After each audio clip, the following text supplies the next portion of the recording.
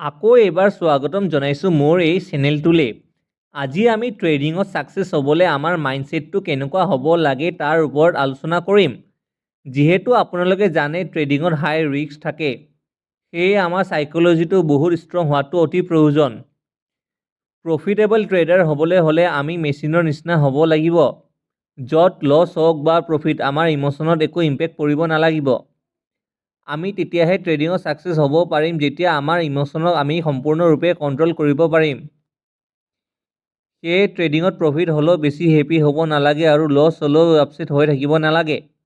আমি কেৱল আমাৰ ষ্ট্ৰেটেজিটো একেৰাহে ফ'ল' কৰি থাকিব লাগে। আৰু আমি এটাৰ পিছত এটা ষ্ট্ৰেটেজি চেঞ্জ কৰি থাকিব নালাগে।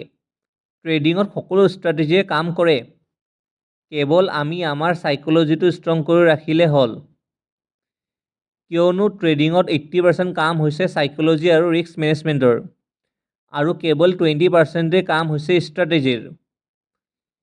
সেয়ে আমি নিজৰ ইম'শ্যন কণ্ট্ৰল আৰু ৰিস্ক মেনেজমেণ্টৰ ওপৰত কাম কৰাটো অতি দৰকাৰী। এনে ধৰণৰ ট্ৰেডিং ৰিলেটেড ভিডিঅ'বোৰ চাবলৈ এই চেনেলটো লাইক, শ্বেয়াৰ আৰু ছাবস্ক্ৰাইব কৰিবলৈ নাপাহৰিব। ধন্যবাদ।